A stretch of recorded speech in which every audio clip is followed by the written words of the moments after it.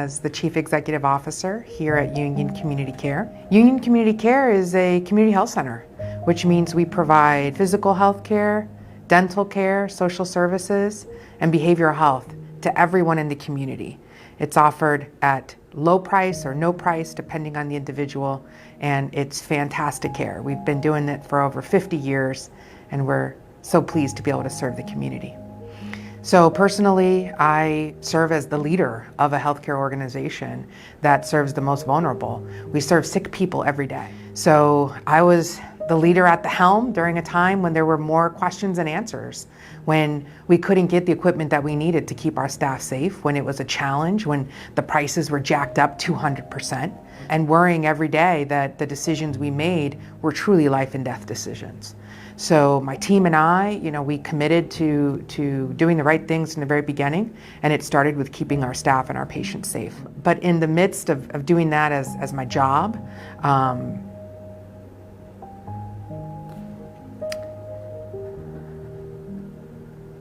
I also had to deal with it through my family. And, in May of last year, my nephew, his name is Michael, he's 27, he got COVID, and he died at 27 years old.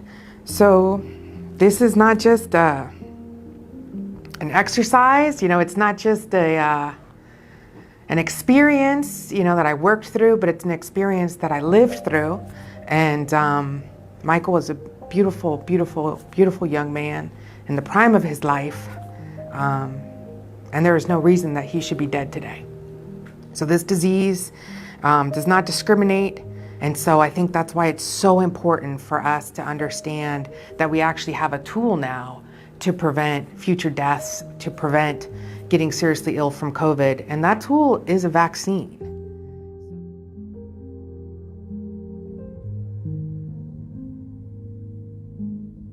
So, the partnership between Patients Are Waiting and Union Community Care has been in existence before the pandemic. We are aligned in our mission, which is to grow more representation among healthcare providers of people of color, and to ensure that they are in the pipeline and supported to be able to go and change the world as doctors and nurses and healthcare professionals in hospitals and community health centers like Union Community Care. When it comes to the vaccination effort, we knew that we could do this together. We could be stronger together than either of us could be alone. So we were able to support Patients Are Waiting to provide these pop-up vaccination clinics in the community. So we are going to community, not expecting them to come to us.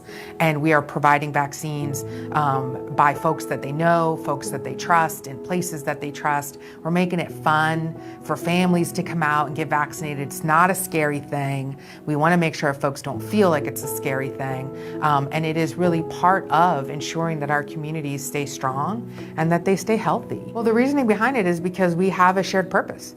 So when you have a shared purpose, it is really, it's not a question, it's a how can we make it happen? And it's funny, but Dr. Hamblin and I have never met in person. We talked many times via phone and via remote, but because of the pandemic, we just couldn't connect in person. But really what we're trying to do is the same. So it was a non-issue. As soon as we were in a position that we had resources available, we reached out to them. We were able to execute a contract for these services right away. And by not providing so much red tape that it makes it impossible for a small nonprofit to participate, we were able to have them, be able to start this work really quickly, and they've done just a fabulous job. The mission for more equity is part of what's core to us, and it's core to them, so we're naturally aligned. When you look at who has gotten COVID, communities of color have gotten COVID more, they have been infected more, and that has to do a lot with the type of work that we do. So not all of us have jobs where we get to sit at home in our pajamas and work and get paid. A lot of us have jobs, we have to get out in the public. We work in jobs where we're interacting with people, therefore we are more likely to be exposed, and that's exactly what happened. So I would just share that communities of color, we have been more negatively impacted, but we're strong. We have been strong for hundreds and thousands of years, and we will get through this. We will come on the other side. A lot of us will have broken hearts, but we will get through this. We will get through this. And I think do what you can, get vaccinated, make sure that you get the people that you love vaccinated, that you encourage your friends, that you get good information. And if you're not sure where to get information, come to Union Community Care. We have doctors, nurse practitioners, providers with decades of experience, and they live here in the Lancaster community. You can trust what they say. So come and see us if you have questions about the vaccine, and be part of this community as we move forward, because we will all move forward, and we'll do it together, and we'll be stronger.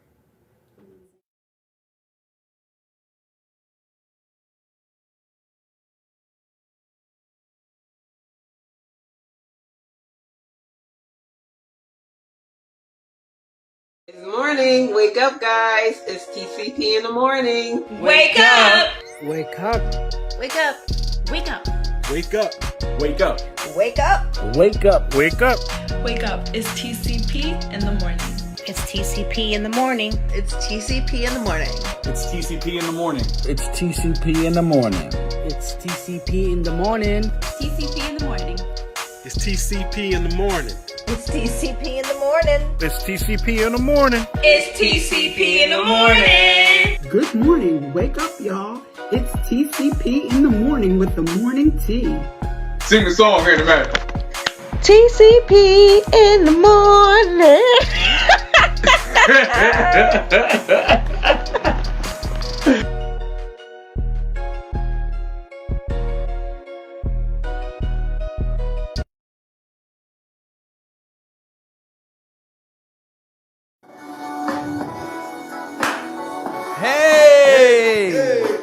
I'm somber, man. Oh man, yo!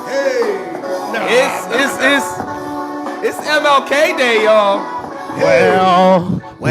This is one of the days that you turn up. Right. I don't want to turn up. I ain't turning for nothing. I got hurt last night. My feelings are hurt. How's my mic level? Is my mic? Oh, yes. Oh yes. Yes. But we still gonna give it to him. Yes. Let's give it to them, folks. Well. Hey. Well. Let's go. Hey. Oh. Yeah. Hey, yo, if you know it, sing it with us. Let's get it, yo. Welcome to the show. Ladies and gentlemen, wake your ass up. Brush your teeth, brush your ass. Your morning team is back. Happy MLK Day to you, you. Good morning to you. Top of the morning to you. Welcome to the other side of last night. Sarge, what's going on? First of all, mad at my Cowboys. Whatever. Won't talk about it. It hurt my heart, like always. In the words of Stephen A. At some point they will Let you down. let me down. And they did not disappoint. Accident waiting to happen. Oh my goodness. Like Sir Stephen A. says. I mean, we're the NFC East champions, so yes. I'll take that. Yes. Hang your hat on being king of Turd Mountain. Right. Yes. Right. Everybody's home. Listen, we are the golden turds. No matter how you look at it. But no, it was a great weekend though. Snowed last night. Yes. Woke up and said go to work. Yeah. I'm ready to go though. I'm locked in for this week. I hope all you are too. Y'all are for something special. Yes, indeed. Lady L, what up? Hey, good morning. I'm so glad to see you guys. Don't forget, MLK Day is not a day off, but a day on in service. I don't know what you guys have planned. Drop it down in the comments. Let me know what you guys have planned. If you have any kind of community service projects planned for today. And it's really interesting. I saw something that was a little bit depressing, but Dr. King would have been 93 this year, guys. That's crazy. That is crazy. So shout out to our ancestor, Dr. Martin Luther King Jr.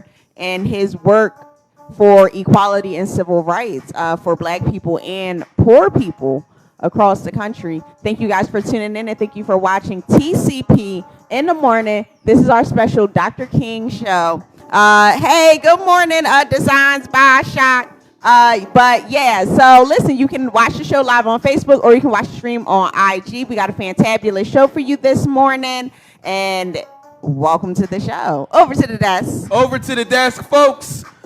My sister calls me brother. Everybody in here calls me Marquise. Y'all can call me Mr. Lupton or DJ Quiet Storm. DJ Quiet Storm. Happy to be here. One of three personalities. One of three hosts, one of four personalities on this thing we call TCP in the morning. The best thing that you can have in your cup. Good morning, folks. Don't be rude. Say it back. Hey. We want to hear from you. We want to see where you're from, how you're listening, and who you with. So let us know in the comment section. Let us not forget about the man. I like to call him Geppetto. Oh. Because he's pulling the strings. He's making everything. Right. He's making everything go. Dance, Mr. Dance, Mr. Dance. Right. Our Geppetto, Mr. Producer, DJ Double O. Ooh. What up, y'all? Glad to be here on this snowy, this slushy Monday. It ain't quite snowy no more. It's slushy. We got past the snow. The rain came, and now it's hard to walk down your steps. So be careful when you're leaving your house or trying to get into your car, because you will slip if you don't look down. Anyway, without that being said, man, I'm happy to be here. I'm looking for y'all in the comments. Y'all know who it is. Wood Ward, you in here, you ain't say nothing. Everybody else that I see in here said good morning. Good morning, Chiquita. Let's get these people the news, man. Let's give the people the news. What's up, son? I gotta say something. Listen, I know some of y'all didn't roll out of bed this morning, and y'all think you're gonna use the snow as an excuse to not go nowhere. Y'all think y'all goes, the roads are real, but the roads ain't that bad. Not that bad, right? Sorry, it's above freezing. It's above freezing right now. So if you think you're gonna be sliding, no. You better get out and check the beat yourself. Dig it. To the comment section. Let's see who we have with us today. Neville, good morning. Always good to see you, brother. Lisa, good morning to you. Taekwon, good morning.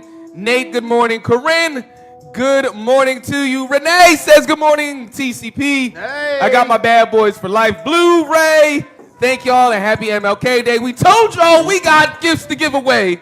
I was actually arguing with Lisa this weekend. I think that, DVDs, the reason you get DVDs is deleted scenes. You're not getting deleted scenes in watching the movie on Netflix. Straight up. So you still got to make the journey. You're not getting that director's cut, the alternate ending. It still matters, yo. They're still relevant. So stop putting them in the garbage. Oh yeah, and also like it came with a digital copy. So you put that little doo in your Voodoo, and now you trap like look, our Voodoo has over 100 movies. Voodoo is popular. Hey, yo, so when we go to the airport, Voodoo. When we go to the beach house, beach or anything like that, Voodoo. Like we're not behest, on what's available in our proximity. Yeah, folks. It is about that time. We have a jam-packed show for you today. We're giving you the student loan update, talking about NASA partnering with HBCUs. It's about time. Welcome to 2020, NASA. And then Texas. Texas being Texas. Texas going to Texas. I feel like Texas is now in the running for the worst alongside Florida. We got to have a Texas segment. Oh my God. Texorida. We gonna call the Texorida segment every day because we always talk about how always. Like even down to what happened at Fort Hood with the hostage situation. I'm like, yo, what is it about Fort Hood that people just lose their mind? It's a big old base. It's a big old military base.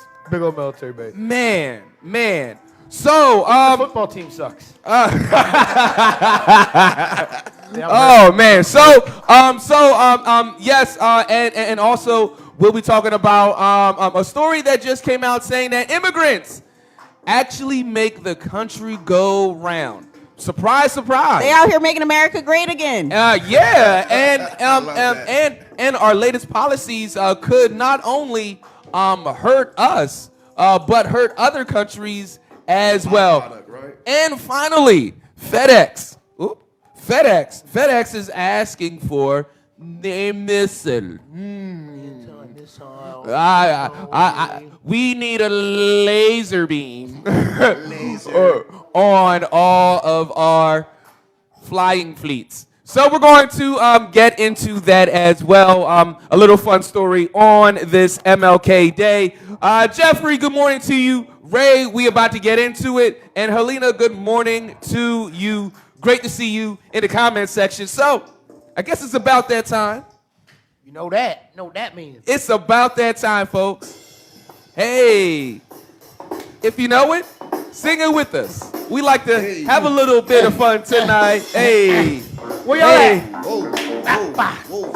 IG, come on, clap with us. We get happy this morning. Hey, time to give the people, yeah. Give the people what they want. And that's the news. With a shimmy. Thanks for stopping by. Our first story for today, folks, takes us to Blavity.com. So, this is the student loan update for all those that have been touched by student loans. President Biden's student loan reform fails after repayment plan approves only, pause for dramatic effect, only 32 borrowers out of millions. 32 borrowers out of millions. Now, folks, this is a two-part story, so just stick with me here, America, as we get through this. So, there are approximately 4.4 million borrowers seeking forgiveness through the income-driven repayment plan, but only a tiny fraction was approved. As of March, however, only 32 borrowers have been forgiven out of millions, according to Insider. So, millions of student loan borrowers are buckling under the weight of a broken system. The failures of income-driven repayment have kept borrowers in unaffordable debt for decades for far too long.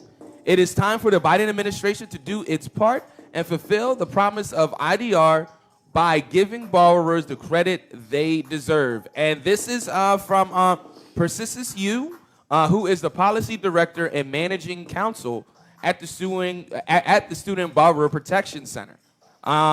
She further goes on to say that according to Business Insider, the income-driven repayment IDR program was established to help borrowers who are still making payments after 20 to 25 years cancel their remaining debt balance. The program will consider estimates of the borrower's income and family size to calculate small but manageable monthly payments. To qualify for the payment plan, borrowers must prove that the payments for the IDR plan are lower than standard payments through annual tax documents. President Biden offered to fix the problem of IDR plan and the public service loan forgiveness during his presidential election campaign. CNBC reported that Biden pledged to forgive $10,000 in student debt for all borrowers. However, this would not make a dent in the rising number of student loan debt in the United States. So Biden announced temporary reforms to the public service loan forgiveness plan in October, including a waiver that would allow past payments to continue toward forgiveness. Now, we have that. Hold that, America. Hold it. Because also we have Navient. If you haven't heard this story yet, Navient will issue $1.85 billion in settlement over student loan practices. So we see here I was about to call him old Biden. The Biden administration, they're kind of inching along here, and this is the reason why they need to hurry things along, because we're seeing predatory practices by these loan agencies. So as we all patiently wait to see if the Biden administration will make good on his promise, as we discussed in our last story, Pennsylvania Attorney General Josh Shapiro, who headed negotiations for the Navient deal, said in a statement, Navient engaged in deceptive and abusive practices, targeted students who it knew would struggle to pay loans back and place an unfair burden on people trying to improve their lives through education. Among other things, Navient misled borrowers who were having trouble making payments into entering what are known as long-term forbearances, which caused them to run up even more debt. So we're talking about $1.7 billion in private student loan cancellation for borrowers who attended certain for-profit institutions like ITT technical institutes and the art institutes. Navient will pay $95 million in restitution payments to approximately 350 federal student loan borrowers who were placed in certain types of long-term forbearances. This will amount to roughly $260 per borrower. Navient will be required to improve communication with borrowers about federal student loan programs such as income-driven repayment and public service loan forgiveness, and to remove incentives for customer service representatives to end phone calls with borrowers prematurely. Now, for the question you are here for, who qualifies for this settlement? The relief being provided under the Navient student loan settlement will be distributed automatically. Borrowers should be notified sometime this summer if they qualify. All borrowers need to do is make sure that their contact information is up to date, particularly with the Federal Student Loan Service and studentaid.gov, the Department of Education's Federal Student Aid website. Also, there is no application process for borrowers to request relief. For more information, borrowers can visit navientagsettlement.com, and they can also contact their state attorney's office. Now, we will put this in the comment section, and just to let you in on this before we pass it on to Sarge, forbearance can be costly, especially when considering all the added interest. This settlement is a significant step for people across the country who have monthly payments the size of a mortgage. 66% of black borrowers stated they regret taking loans out for college. And I have a bunch of friends that feel the same way, you know, and they're conflicted because it's like the education got me here, but could there have been another way to get here besides taking out this, you know, $250,000 worth of debt? So what's up, Sarge? Looking at this, like, so they're offering the relief. All right, so they get that $1.7 billion, but how to get the $95 million of it? They're only giving $95 million of it to like student loan relief. And pretty much what they're doing is each eligible federal loan borrower will receive approximately $260 each and will receive a postcard in the mail from the settlement administration later this spring. So that $250, is that putting a dent in your loan? Is it? That's not really doing too much, you know, because $250, it may be what, a monthly payment? They're talking about the size of mortgages. Right. Like, it won't go away. I don't understand how the companies, the borrowers, all right, so they're going to get all this, the lenders are going to get paid back so much money, even though they helped hatch the scheme. Right. You know, they work together in accordance with the schools. They all made it happen. It was a cartel. It was a collective effort for this to happen, and a slap on the wrist, they're still going to get all this money. Right. They're going to get paid, and to give people $250, hey, you took a loan from us, here goes $250 for some of this stuff. That's not going to cut it. Lady L. Well, of course, you know, Navient denies all of these claims. They deny violating any law, including consumer protection laws, or causing borrowers harm. And they also have agreed to maintain servicing practices that support borrowers' success. Also, they're planning on canceling loan balances of approximately 66,000 borrowers with certain qualifying private education loans. And again, Handsome Husband co-host, you kind of mentioned two of those, between 2002 and 2010, and later defaulted and charged off. Navient will notify the affected borrowers and co-borrowers shortly after the agreements receive final court approvals. So if you do have a loan with Navient, expect to get something in the mail sometime between June and July letting you know what's going on. Or you could also, if you still have access to it, go to FAFSA.gov and kind of check on your student loans, see where you stand with them, and get it into the good graces if that's where you're at. Or you can be like some of us and wait for Biden to stop playing this kick the can, and officially give us a nice sweeping penmanship that says student loan is canceled if you took out student loans between 1995 and 2020, because that's where we ought to be at. However, that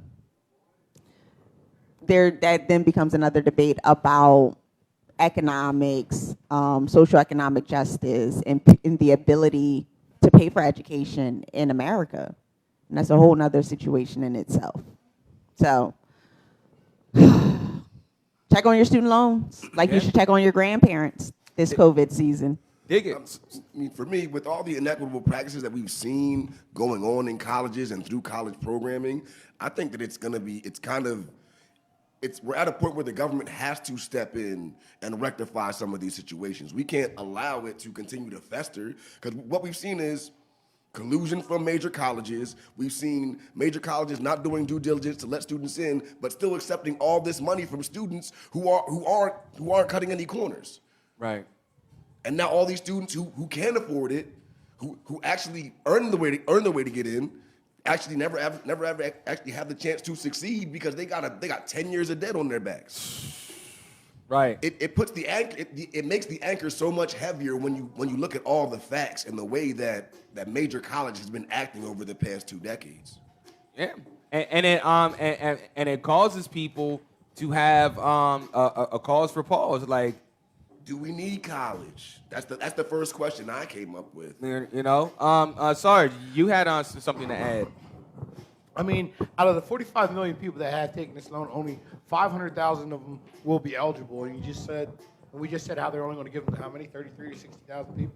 66,000. Yep. So right there, so they're already cutting their list. So that 45 million goes to 500,000. Why are they throwing all these other numbers out there? Well, there's only 500,000 people that are eligible. Man. Distractions. Man. And we're only going to accept it from 33. So wait, all them people. So you mean to tell me no, there's no change. There's not even half the people. There goes that knife in your back. Right. See this progress? Right. Take it out one None. inch. Right. And I mean, this is the sentiment that I'm pretty sure a lot of student loan borrowers have now. It's pretty much like, look, either poop or get off the pot. Like we're really like dancing around. Oh, you know what? Here goes $260 off of your $260,000 amount of debt. Like, are we kidding ourselves here? Like let's make some major progress towards getting these loans canceled. Just like the Bush era tax cuts, just like the Trump era tax cuts, and how those were, look, we need these. This is going to happen. Right. Whether you like it or not, America. We're going to get the Vaseline ready, and this bill is going to be passed. just like, how about too big to fail? Right. And all of those banks. Yeah, I mean, it just seems, here's a crazy thought, crazy idea to me. Let's bail out the people. Maybe the people are too precious to fail. I mean, I don't know. I may just be reaching here, but it just seems like you would want to keep your consumer base, 1, healthy, 2, consuming. Like, what happens when you start breaking down their bank accounts? They can't buy anything anymore. It just seems like basic economics to me. Lady L. No, it's also that idea of trickle down economics, which we see never really yields to much. But not just that, but like you said, the consumer base, who's out here purchasing items, right? And that's the issue with capitalism in America. You have the haves and the have-nots. The have-nots are the ones that actually drive the economy. Billionaires aren't shopping at Walmart. Billionaires aren't really even shopping in the U.S., right? So they're not really putting money back into the economy. There's this idea that they're creating jobs, and it's like, They've been creating jobs at $7.25 an hour, and it still hasn't helped to move us or shift us. And now they're promising us $13 an hour, $15 an hour, and guess what? They still could give us more. And that's the crazy part. Like, they're giving us that because it's the minimum that they know that a lot of people will take. That doesn't mean that that's the minimum that they can pay, which is why we're seeing a lot of states starting to ask for a living wage.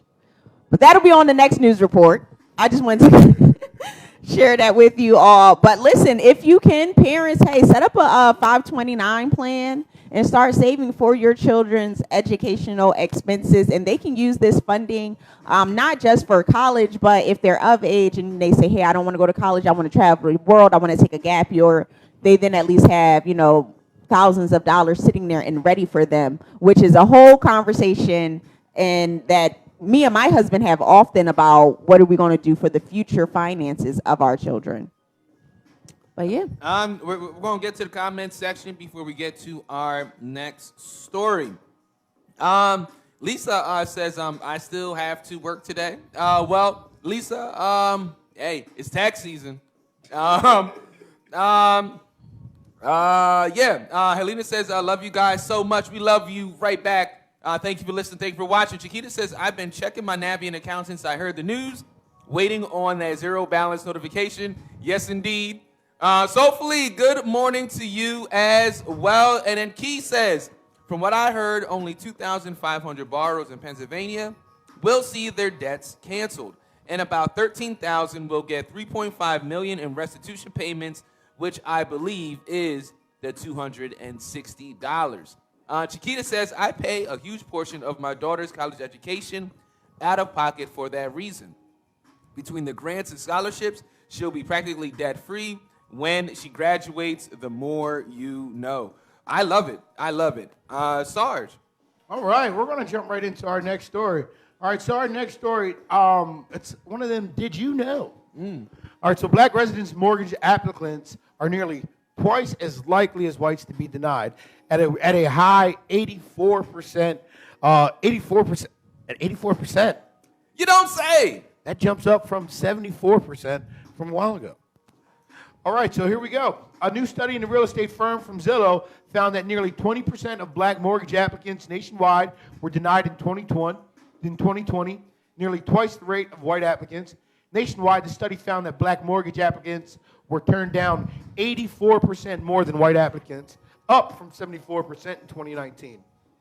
Zillow said the findings based on Federal Home Mortgage Disclosure Act data helped explain the home ownership gap between black people and whites, according to the U.S. Census. 44% of black people own homes, down from a peak of 49.7% in 2004. And that's compared with 74% of whites and 48.3% of Hispanics. Homeowners have seen a plethora of housing gains during the pandemic, but the growing disparity between black and white home ownership rates and home values paints of who the winners actually are. Zillow economist Nicole Bouchard, in a news release about the study, said it looked strictly at mortgage denials and did not address whether different races with similar incomes, credit scores, payment history, or other loan criteria was approved at different rates. But the study does shed light on the reason black people are being denied mortgages. Zillow found that more than 6% of black applicants were rejected because of credit history, accounting for 30% of all black mortgage denials, illustrating blacks' historic lack of access to credit. While credit borrowers overall are stronger now than ever, the gap in credit access is growing along racial lines. In the study, Zillow applauded efforts to expand black access to credit, such as the recent decision by Federal Mortgage Service, Fannie Mae, and Freddie Mac to allow rent payment to count toward credit history. Zillow found that black mortgage applicants were denied most frequently in Mississippi at 31%, Louisiana at 26.1%, Arkansas 26%, and South Carolina at 25.8%. Zillow also noted that black-owned homes are worth 16.7% less than homes overall. While black-owned homes are appreciating at higher rates than homes overall, they would take over 22 years to catch up at current appreciation rates, according to Zillow. Let's stop there. Let's unwrap all that. 10 years for a black-owned house to reach this value. And for some people, for a lot of people, you know, this is how you build your wealth. This is how you build that generational wealth. And then when you're purposely targeted, denied, and then devalued, like really devalued, not just, oh, you know, I look down on you, so I'm devaluing your status in life. No, like a real devaluing, like just because of the color of my skin, my home loses thousands in equity. Like, Lady L and I were talking about this yesterday, talking about the insidiousness of white supremacy. And when you are a person that fights against race and racism every day, you know, people like to say, oh, you're always talking about race, you're always talking about race. But it's like, no, I'm confronted with race because white supremacy is so insidious. It can rear its ugly head at any given time. So I have to have my antennas up just in case it rears its ugly head, down to the simple fact that the person that appraises my home, or how about this, a plumber that comes in and that happens to be racist and now messes up a plumbing situation and exacerbates it and makes it even a bigger problem just because he hates or she hates black or brown people. Like, now that white supremacy moment has made my life harder just from a broken toilet. Like, this is why our antennas constantly need to be up, because we're faced with this time and time and time again. And just seeing this, you know, especially during this housing increase, when everybody is trying to get a house, flip a house and everything like that, we're seeing again, we're being locked out. And now it's not just us saying it, we have the studies to prove it. It's insane. Well, then, yeah, and you look at the price of houses. Prices of houses have shot way up. All right, it's a seller's market right now. It's not a buyer's market right now. So even when, you know, we finally get in a position where, hey, all right, I'm in a position to buy a house now. So now they made the prices so high. Now then how are you supposed to get it? Right. Oh, you got to make more money now. You got to do this, and you know. So keep on pushing the goalposts. It's the ladder. Yeah, it's the ladder thing. You know, we talk about stepping up, getting ahead, or we started at the same spots. You got to say opportunities. They're not there. Right. Same opportunities aren't there. I'm still having to start backwards, having to start 50 meters behind in a 100-meter dash. Right. It doesn't work. But it's I think the housing and discriminatory practices within America is just something that needs to be addressed, and it can't be addressed until we continue to have more conversations like this. So just in general, black home applicants, the purchase applicants in 2020 had a median income of $67,000. Not too bad compared to all the other applicants whose median income was $83,000. That's almost $20,000 more that other people are making over black people. So that right there is a disparity in the pay gap between black people and other people, right? That's an issue in itself.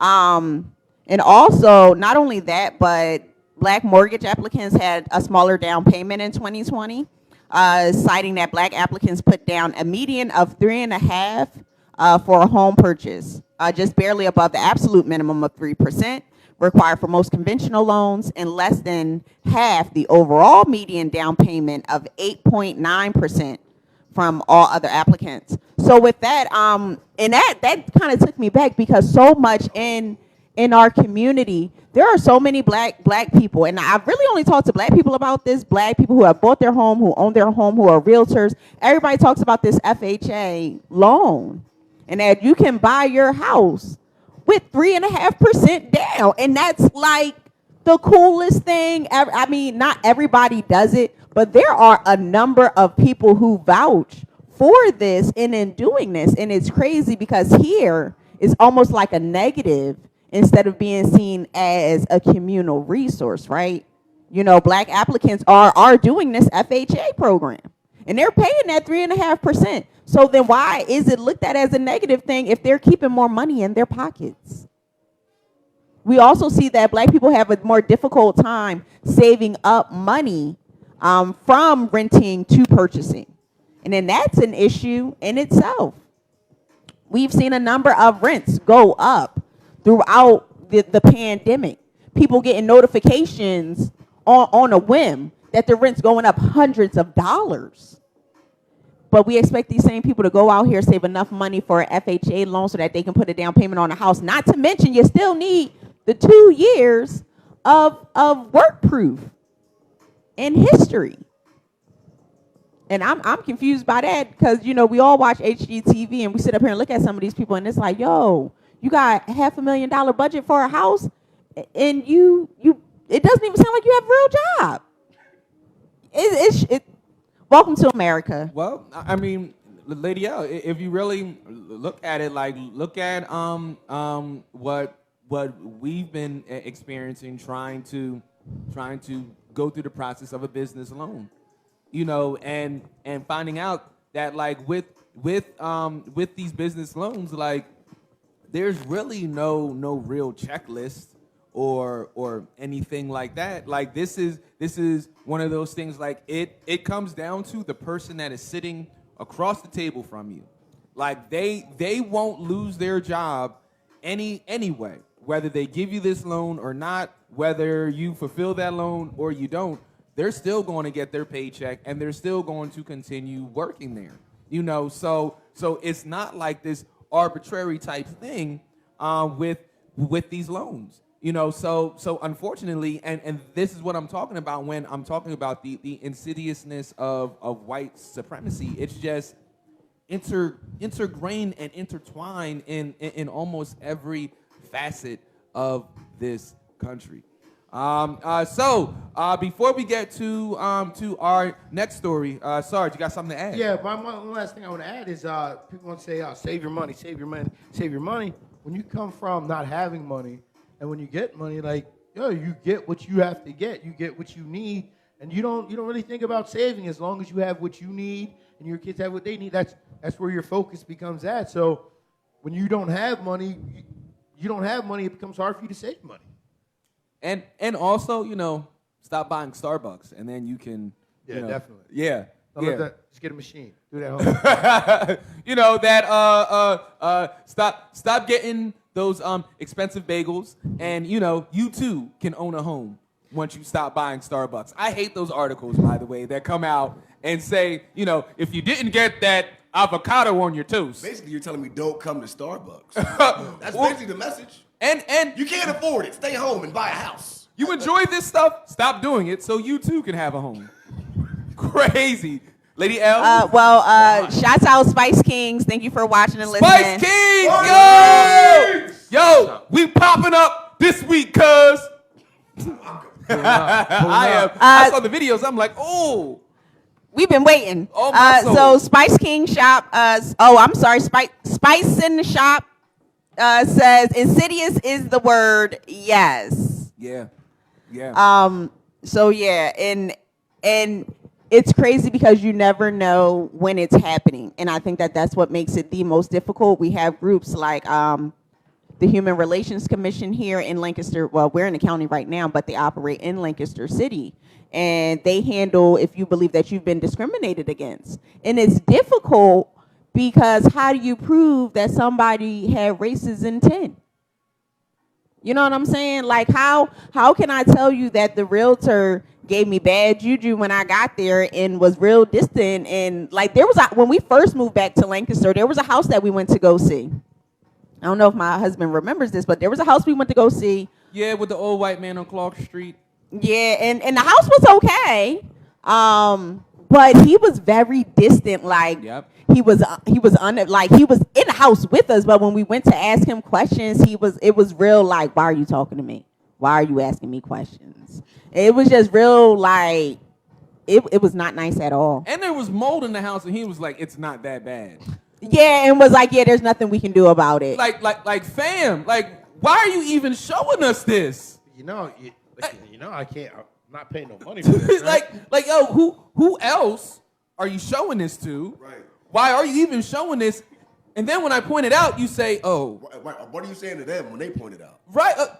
It's not that bad. You are showing me a home I'm supposed to live in, and I have kids, and you're going to tell me the mold ain't that bad.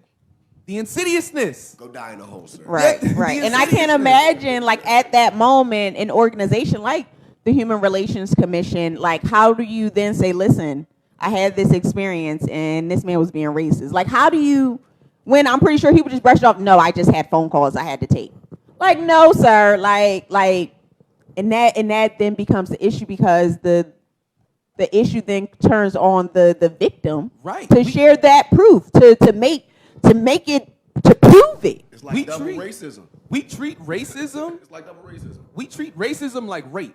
I was saying that because you look at the woman and you're like, well, what were you wearing? Right. What were you doing? Exactly. And now just like with rape, the burden falls on the victim. This person did racism to me, and now I have to prove that they did racism to me. And I'm like, well, I told you the situation. Why do I have to try to convince you? Because that's all it is trying to convince somebody. So for the Human Relations Commission, I'm looking at who's the person on the other side of those phone calls, and are they equipped just like the person on the other side of the phone calls for the police precinct when they get those rape calls? Who was the other person, the first one getting the first message? Are they trained to decipher what they need to decipher and get to the truth? Or maybe not even get to the truth, just get to a point of comforting for that person, because nobody is going to wake up. They'll never give us the power, because the way you feel when you hear police is the way they feel when they hear racism. Yeah. Yeah. They'll never give us that power. They'll convince you. They'll convince you that maybe you're overreacting. They didn't mean it like that. It was just a joke. Right. You're overreacting. How do you tell me I'm overreacting for feeling this kind of way? Right. You know, sometimes you have to put your foot down. You have to stand on what you believe. You know, not speaking up, not saying things, being in that position where you're a lone officer and you have a buddy, or you know somebody who's flat out, you know they're not you know they're racist, but you continue to allow them to do whatever. You continue to allow them to do their job and keep other people from going on. All right. Before we get to our next story, Lady L, can you tell us about what is going down this Friday? Oh, man, yes. So this Friday, come on down to Crispus Addicts and join us for another week of this Vaxathon we have going on. Listen, come on down to Crispus Addicts. There's the Health Equity Music Festival, hosted and organized by Patients Are Waiting. So you can actually come on down to Crispus Addicts. You can get a flu shot, you can get a COVID vaccination shot, or you can get your COVID booster. And if you just want to come on out and just listen to the music, you're more than welcome to do that too. And then food will be provided by Soulfully Famous. So actually, you can get a meal, listen to some dope music from local artists, get your makeup done, or have a makeup tutorial. So come on down. It's a community event. Masks are required. And that, again, is an event hosted by Patients Are Waiting down at Crispus Addicts this Friday, 6 to 9, for the Health Equity Music Festival. Yo, I don't think that people really realize, like, all right, I saw on this one couple. Mm-hmm. This one couple came down. They already were boosted. Came down, got something to eat, stayed for the show, and like right before the show started, the wife or girlfriend, I forget what they were, but the woman got her makeup done, and like he was like, yo, I'm honestly, I'm gonna just go right down the street to Caps. Like, yo, this was kind of like a dope night out for us. And I'm like, that's such like a date night. It's a free show. Yo, with amenities. Get your makeup, get your soul food, get your meal. Right. Talk about some substantial stuff. Right. Because we definitely had we had Mr. Campbell talking to him about the Department of Water and everything like that. We spoke with Ms. Ruby Nichols, who is giving books away, folks. Yes, we are giving her book away. My Mom's Not Cool by Ms. Ruby Nichols. You all know her from Ruby Tuesdays here on TCP in the morning. So, look, folks, we have a few copies. So, give us a call, 717-992-5569.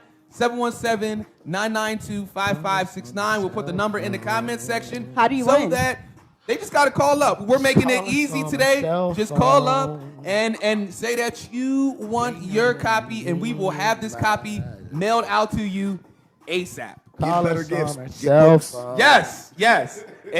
Absolutely. So our fourth story for today, folks, we are moving right along. The University of Utah police investigate a bomb threat against the Black Cultural Center, among several other motivated incidences. So, folks, we are seeing that our HBCUs, our Black and brown students, are now being the targets of this racial aggression on campus. So now we're seeing, to take Lady L's term, coined by Brother Dubois, they are attacking our talented 10th. So we got to protect them, y'all. We got to protect them. Again, this comes from Blavity. University of Utah officials confirmed they are investigating new claims of racist motivated harassment among their students following several racist incidents, including the most recent bomb threat against the Black Cultural Center in Fort Douglas. In a statement released by the University of Utah, a caller identified himself as a neo-Nazi, informed the campus of a bomb planted at the center. I will just take a side note here, like, for a country that helped defeat the Nazis, we sure love ourselves some damn Nazis. I thought we helped get some Nazis over here and put them on NASA and gave them jobs. And then they had kids, and I don't know what, but you know what? That is because white supremacy is the most important thing to itself. So of course they let Nazis into the country because that's their people. Of course they gave them jobs at NASA. Of course they gave them jobs in hospitals. So neo-Nazi was a natural progression. Yeah. From my understanding, they didn't want the Russians to get them. We're intrigued. You know, what you built over there, it was terrible. But the ingenuity of it all. And the innovation, that was fantastic. Now, if we can take that. The systems, the execution of the plan was great. Your intention and the way you went about it was terrible. You got to be a little bit more mysterious about it. But the systems you guys implemented, those were great. Where are those now? Put me on. Yo. Put me on. Yo. Straight up. I feel like they're just kind of pushing the needle. Everybody's pushing to see how far they can go. Yeah. You know, like we know what's right, we know what's wrong. And we know it's been pointed out the biggest threat in America is. Yeah, exactly. But we don't do anything about it. We're just gonna let's wait to see if they really do blow up everything. Let's see how many schools they blow up. Let's see if there's really gonna be a civil war.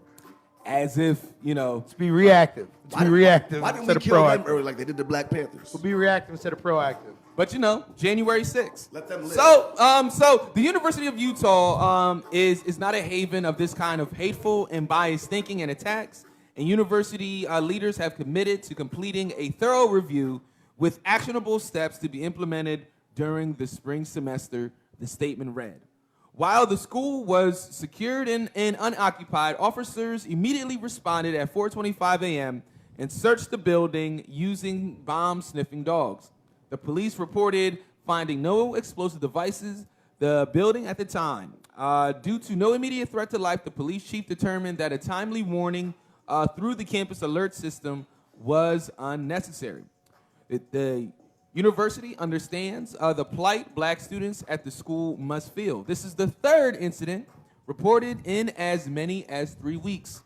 And we understand that the community, especially our Black students, are feeling exhausted, targeted, and disconnected, the university stated.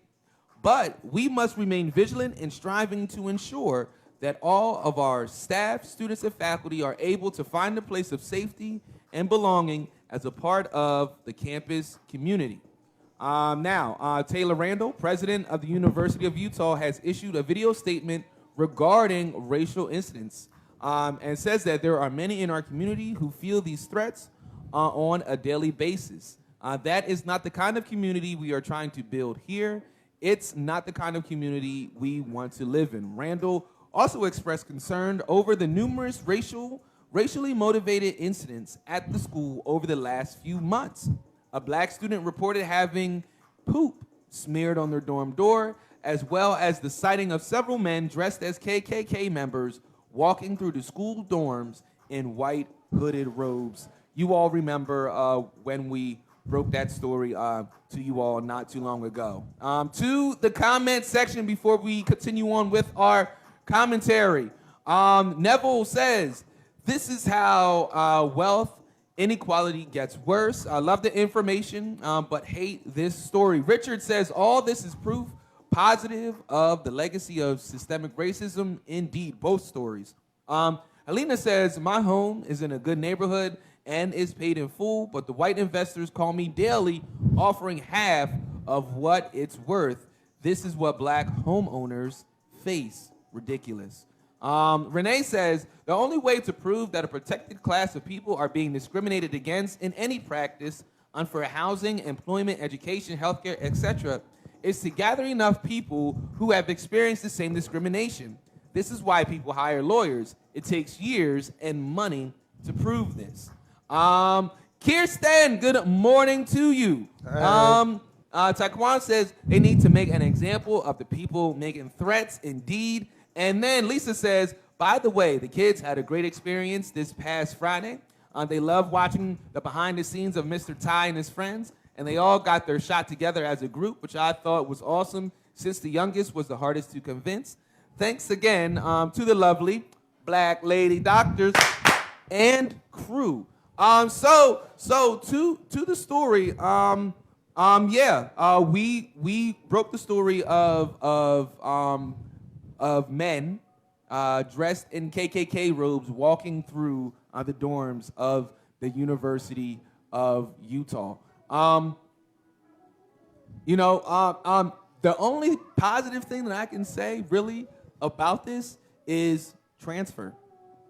Like that's the God honest only thing that I can really say to these students is transfer, because it's clear that that the university is, maybe they're not fine, but they're fine with doing the least. They're complicit. Yes. Somebody when it comes to this. Campus. Somebody ignored them walking by. Right. There's a culture around campus that accepts this behavior transfer. Right. And these men that are doing this, they obviously feel supported by someone on that campus or something. Exactly. So then when you have that level of arrogance, you have a level of protection. And I mean, like you spend such a short amount of time in college, but it's so influential to the rest of your life. You would want that experience to be enriching as possible. Not spending 3 of your 4 years fighting racism, being a 20-year-old student going up against a system, my brother, my sister, like that's not your responsibility. Your responsibility is to go there, get an education, and get out. Like this is disheartening. Back in they had a problem with sexual assault on that campus in Utah as well.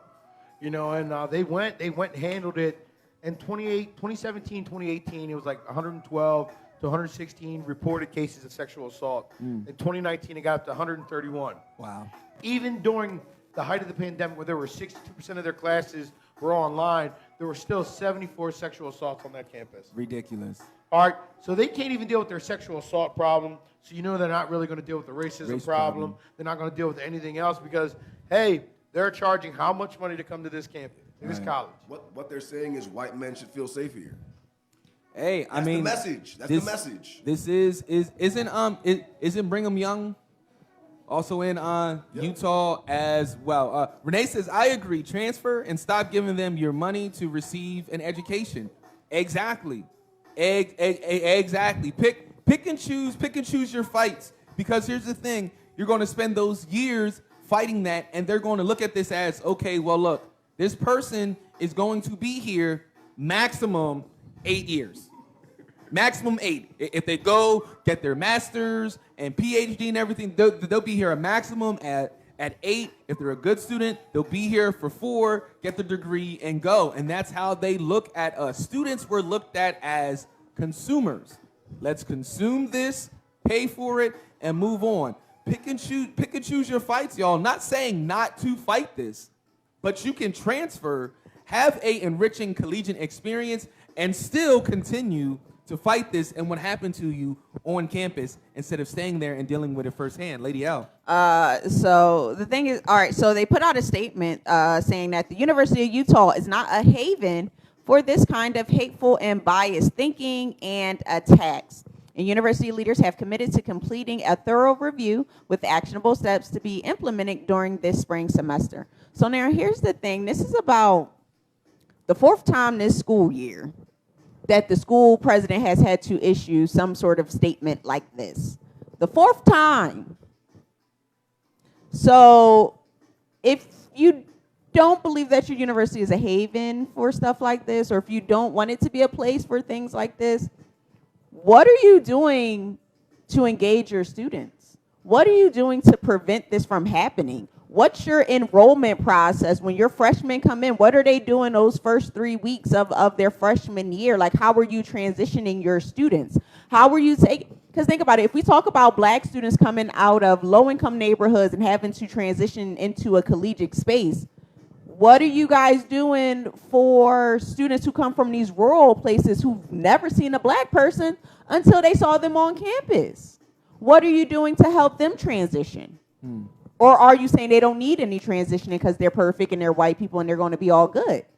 But clearly we see that there's some kind of issue that's going on, and there's a disparity between safety and safety and education.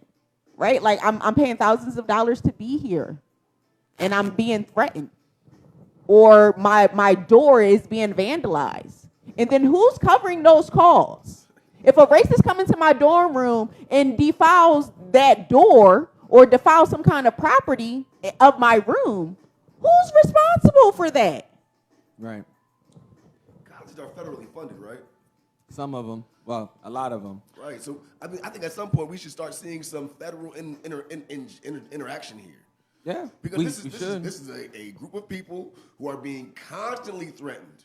Constantly threatened. Now it's becoming a trend on this one campus. Right. They're being terrorized. We have to interject. We have to divert this behavior. We have to do something, be more punitive on the people we're catching. Because what happened the first 3 times there were phone calls? Nothing. There's no follow-up story about them catching the person who made the threat. There's no follow-up story about them doing investigation. On top of that, we need outside investigators. I don't want the campus investigating itself anymore, not after we see what they're doing with rape. Yeah. I want to say, though, like, you get to pay about $25,000 just to experience this. You get to go to this school to experience this type of life, real life experience. You can pay $25,000 for this ride.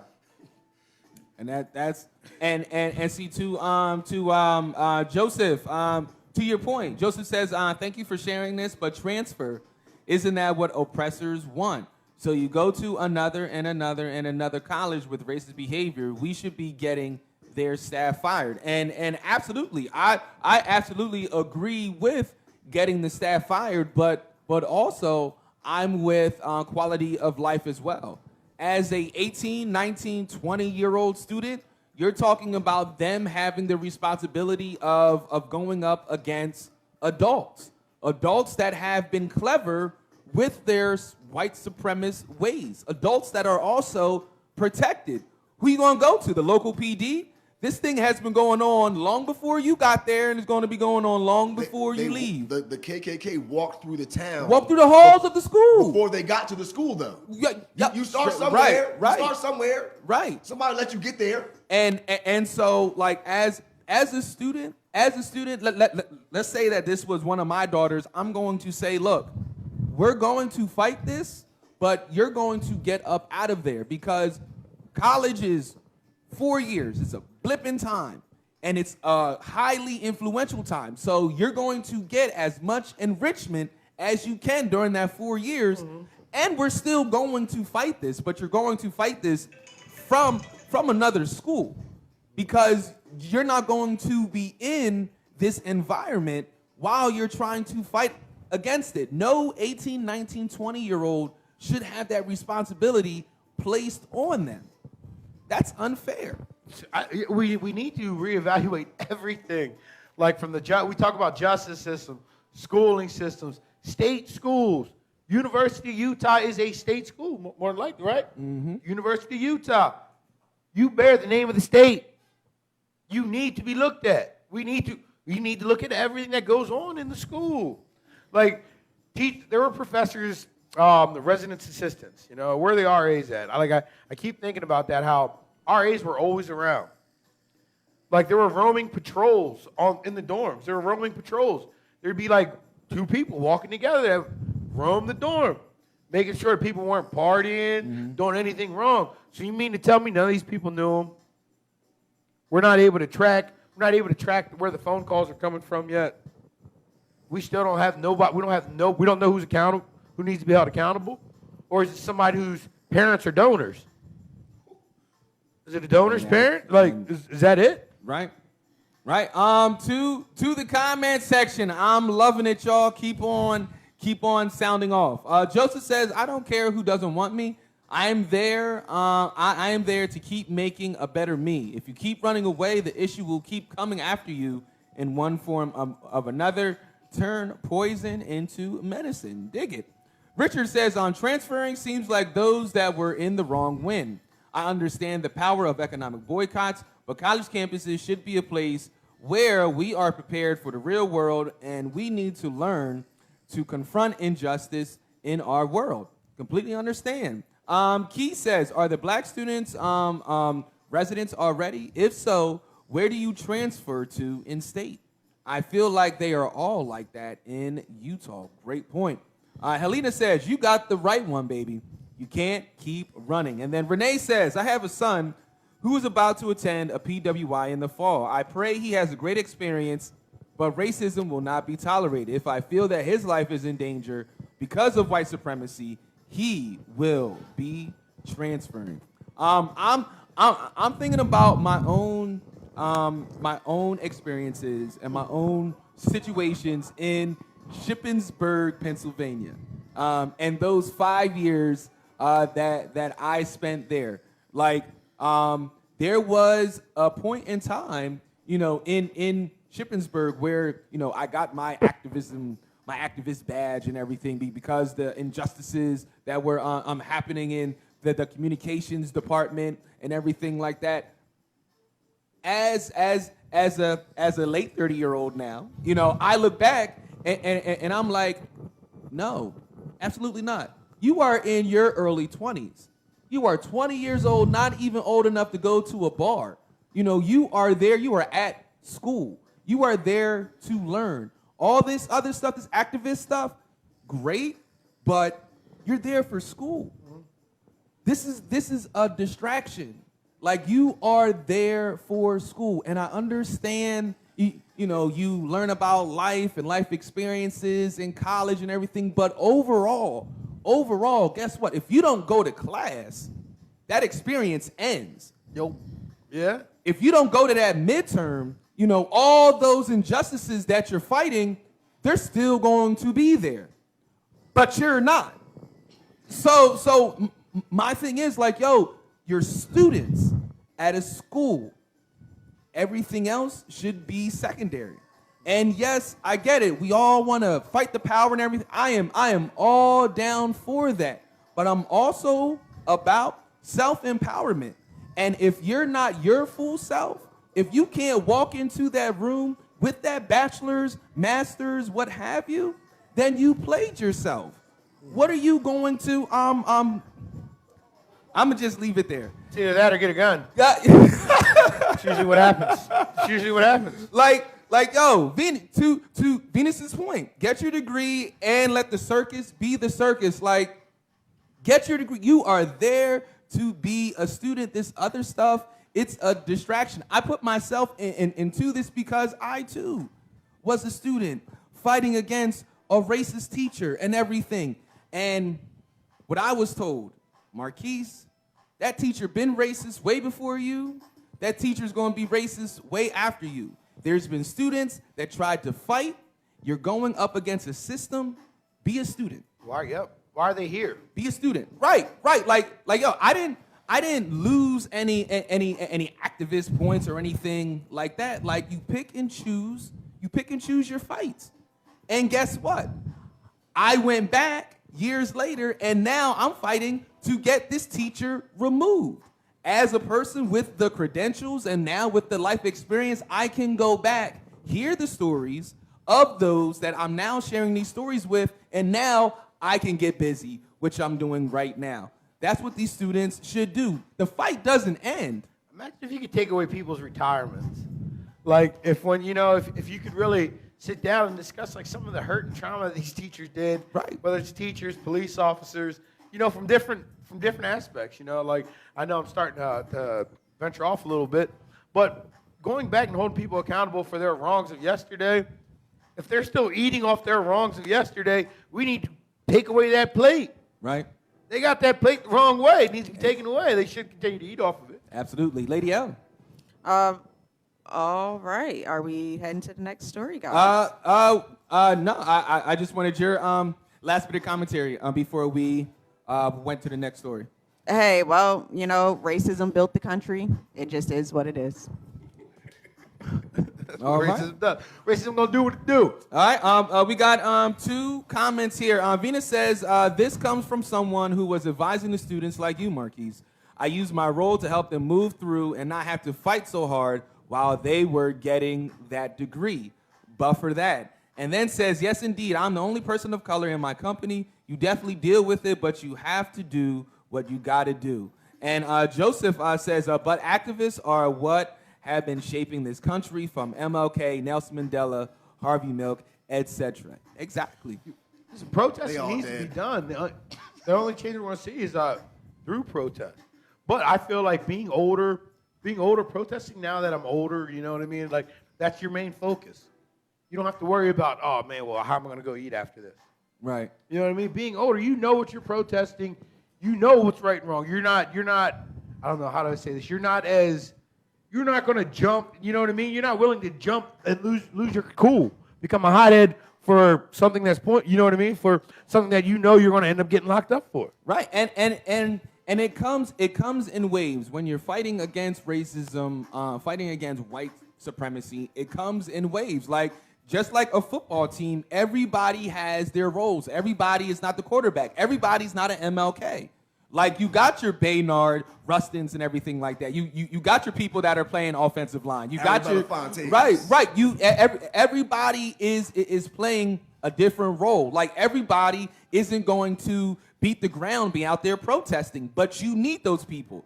Everybody isn't going to be in the boardroom being one of those paper pushers, but you need those people. Everybody's not going to run for office. Everybody's not going to open a business that helps the black and brown agenda. But you need those people. It's a collective effort. Everybody has a role. Exactly.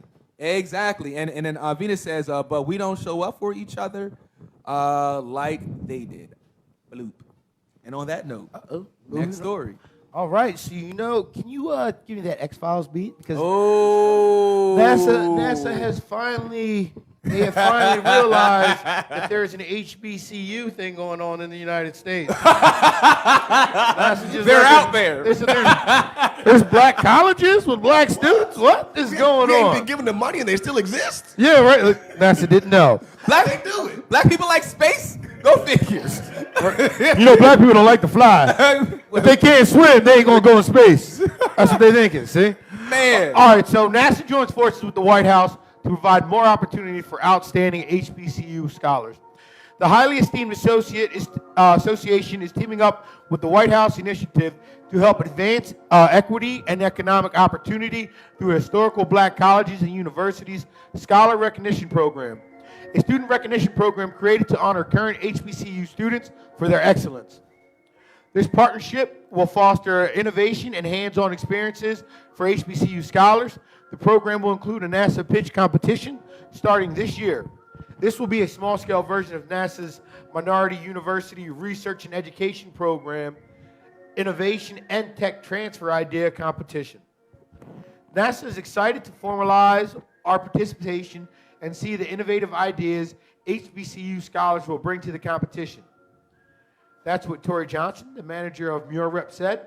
Since 2018, MITTIC has provided students at minority-serving institutions a glimpse into NASA's technology transfer program and a unique opportunity to explore the entrepreneurial interests using NASA's technology portfolio. First of all, don't hold it out there like it's candy and go, hey, black people, listen, you're going to get to use NASA and use your name. Don't do that. Don't minimize it. You go, it makes me angry. I'm going to read up my facts right now. But doing that, making it seem like it just came out. You know, like minorities just came out. Black people just came, we just became a thing. It's wrong. You do that, and then you do, all right, well, we're going to do a smaller scale competition. So you don't have to compete with these people. Why? Why just do it? If you're going to do it, do a big HBCU one then, right? Just do a whole one dedicated to the HBCU one, right? And then you know what you can do? Then you can have a little competition. You can take your fancy MITTTIC guys. You can take your MITTC competition. You can put them against these HBCU guys. You know, these people that you're just now giving a chance to look at your technology. Just now giving them a chance to be able to use NASA as a background to start their entrepreneurial career. Just to add some more information to this, it says that the 2022 HBCU Scholar application is expected to be released as of January 11th. So the applications are active right now. This initiative will provide more information about the activities of the HBU scholars and how they will and what they will be doing for NASA. HBCU scholars will begin working with NASA as soon as they are accepted into the recognition program and present their team pitches during the annual National HBCU Week Conference in September. Now, over the course of an academic school year, these HBCU scholars will participate in professional development through monthly classes and have access to a network of public and private partners. Partnerships such as the White House initiative to work with NASA has helped increase participation in and around awareness of the HBCU Scholar Recognition Program. I look at this program much like the program that Obama had for White House scholars and getting, for White House aides and getting HBCU scholars in the White House. When I was going to Morgan State, they were cherry picking. It seemed like anybody that had a public policy concentration, whether it was undergraduate, master's, or PhD program, they were just cherry picking those people and placing them either in the White House or in some political situation around the country. So what I'm hoping that with that Obama initiative that happened, like that changed the trajectory of a lot of my colleagues' lives. Whereas they did that, and now they're working for the Department of Treasury, the Department of Commerce in their state. So what I'm hoping is that like students that go to like a Bowie can now do this NASA initiative and then move down to Florida and have a high level STEM job. You know, if people don't highlight who we are and where we're at, then you never know who we are and where we're at. This shines that light. I just hope that it's not something that's just a gesture or just 32 people benefit from. Why do we think though that? Well, yeah, but why do we think that NASA was any different? Like we've seen the movie Hidden Figures. Like we know the story about Katherine Johnson, Dorothy Vaughan, and Mary Jackson. Absolutely. You know, we know their stories. You know, so racism in the core of our system, of our whole system, even NASA, in the core. Race system. How about that, Lady L? I was going to say, I think that this is a great way to build black economy, right? You go to college, you have access to resources. This is great. There's about, I would say, less than 9% of people in STEM. Yeah, so black and Hispanic workers remain underrepresented in the STEM workforce. So partnering with the White House and doing this through HBCUs, I think that this is a great way to expand that. As of right now, black people account for 9% of STEM jobs. 9%. That's not a lot. That's not much. And this comes from Pew Research versus white people are 67% of all STEM jobs, Asian 13%, and Hispanic is at 8%. So what I would love to see from this is building, like I said, black economy. You go to college, you get a well-paying job, and then you're able to sustain your family, build, and grow. If you can get these opportunities to make this money, that's what it's really about. You go to college, and sometimes what we see is with white supremacy, people aren't able to get certain jobs and have a level of lifestyle. So I think that this is a great idea, and I'm looking forward to seeing more young black people in the field of STEM. We have a number of STEM facilities here in Lancaster County, and it's crazy because when you go to some of them, if you might die holding your breath waiting to see another black person in the space. You might, so I think that this is a great idea. However, we should have been doing this. Black colleges have been around for hundreds of years. Black people have been around since before America was America. For hundreds of years. Right, so I just don't understand how now it's like, oh, we can get students from the black college, and it's like, I'm confused about how you weren't thinking about that. Where did your black scientists come from, NASA? They came from HBCUs because we couldn't go to school with white people. I don't understand how you're just now in 2022 making it a priority to recruit black students. Yeah, I love this because I'm thinking about our daughter now.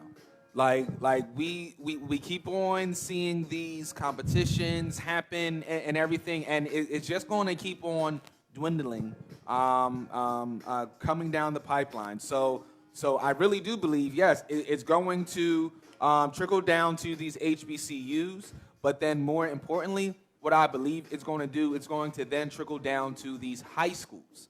So then now these high schools in certain neighborhoods, in certain cities will now have the opportunity to do these things. Whereas this competition won't be just regulated to the Conestoga Valleys, Hempfields, and Manheim Townships of the world, but now will be coming to, your Ben Franklins and your William Penns of the world. Yeah. We're going to have a lot of time because they didn't start their minority serving institutes until 2018. So they're behind. This is something they should have been did. Yeah. As old and as recognized as a company like NASA is, you would think they would have been at the forefront. And yet they were continuously hiring people for generations, and yet nobody in the room said, maybe we should start considering black people. Maybe we should look at doing this. Can we?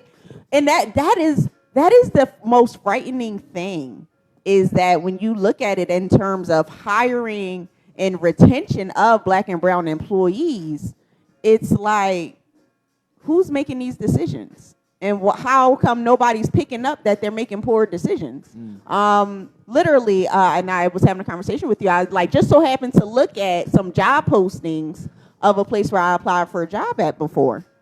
And of course, same job, still there. And I'm like, we've been here for 5 years. And in 5 years, this job is still here. At what point is it not the people that's getting hired problem, but it's who you have on your team doing the hiring. Ooh. Ooh. It can't be all the employees' fault. She done hired 35 people and 37 people done quit. Exactly. But yet she still has a job. It doesn't make sense. Yeah. It don't. Folks, we want to let you know before we get to our next story, we want to let you know that TCP in the Morning is brought to you by Penny.com, Pennsylvania's #1 healthcare marketplace. Head on over to Penny.com right now to see how much you could qualify for healthcare savings. We're talking about dental, we're talking about eye, and we're talking, of course, about medical. Again, that is Penny.com, PENNIE.com. Get yourself some healthcare. Lady L, next story, please. All right. Texas school board member is actually in hot water. He's an advocate of canceling critical race theory in our schools, and he actually went off the deep end. I'm not sure. Do we have the video? Can we play the video? Ah, sugar. Okay, well, Scott Henry, a Texas school board trustee, has been fired from his job with a software company after concluding that students are dropping out at a high rate because of black teachers. The Splunk, a software company based in San Francisco, announced the termination on social media on Friday. The Cypress Fairbanks Independent School District trustee made his controversial comment when he responded to a district-wide equity audit, as he questioned the need for more black teachers. Henry tried to use the Houston Independent School District as an example, saying the district's number of black teachers is leading to an increase in the dropout rate. Yes, I'm going to say that again for y'all. He questioned the need for more black teachers. Henry tried to use the Houston Independent School District as an example, saying the district's high number of black teachers is leading to an increase in the dropout rate. The statewide average for black teachers is 10%, he said during a school board work session. HISD, which we'll use as a shining example, you know what their average number or percentage of black teachers is? 36%. I looked it up. You know what their dropout rate is? 4%. I don't want to be at 4%. I don't want to be HISD. And that's the Houston Independent School District. And that's what he said. So he, of course, defended himself during the Cypress Fair school board meeting, saying that his statement was twisted for political reasons. Community leaders joined the NAACP and spoke up at news conference to condemn the comments. One person said, "What we saw the other night was racism out loud." A teacher who identified herself also denounced the trustees' theories, saying that despite the false stats that were shared, none of my students to this day have dropped out due to the fact that their teacher was black. Instead, they have thrived and are changing the world one day at a time. The trustee said he's been facing death threats since making the statement, saying that because I dared to disagree that it equates to high retention rates, there have been threats upon my life, and my wife and my children have been targeted. I will take responsibility for not saying it more eloquently. So that's to say he said what he said. He said what he said. A 4% dropout rate. That honestly, that's not terrible when you think about it. And having 36% black teachers in your school district, that is awesome. That is awesome. I am glad to see that this man did lose his job, and I'm not even quite sure what his job entailed as far as the description, or if he was in a position to hire other people. However, he is somebody who ran for his school board seat under the guise of rejecting critical race theory for his school district. And that's how he got his position. He was one of those people saying, we can't teach critical race theory. And now here he is having put his foot so far up his mouth that he's lost his job. Let's take it over to and they would act as role models and mentors. All right, and it's even good to have it even when you have white kids. All right, researchers suggest that they suggest that with white students, having a black teacher showed that the white students showed improved problem solving, critical thinking, and creativity when having diverse teachers. All right, so it's that rate, that number you're getting. Where are you getting that? That 4%, that number he's just throwing out there to make it make sense for him. I think he's just talking. Right, Lady L. Yeah, so actually, local leaders have called for Henry's resignation, including the mayor and the county judge. And that is very interesting that the county judge actually is a former student of that same school district, and joined the Houston branch of the NAACP, joined their meeting to condemn the trustees' remarks. So he has really been able to get the community out to advocate against him. And it's very interesting that he's still got enough votes to be on a school board. However, a non-vote is also a vote, so that could just be a number of people who just didn't want to vote for the incumbent, and he by default got the position. However, I did want to say that this gentleman, again, he ran on getting critical race theory, not teaching critical race theory in their schools, which wasn't even an issue to begin with. And now we see him out here speaking out against what it seems to be is having more diversity in the school district. And that seems very, very strange. But drop your comments. Let me know what you think down in the comment section. Gentlemen. All right. Well, let's keep it moving here, folks. It is 9:34 here on this lovely MLK Day. Happy MLK Day to you all. You know who I didn't see in the comment section today? Sabrina. Where you at, Sabrina? Did not. Maybe she got herself a day off. She's like, I'm taking. I'm off of everything. She couldn't drive today. You know. She's sleeping like a regular person. Dig it. So our next story of the day, folks, our seventh story of the day.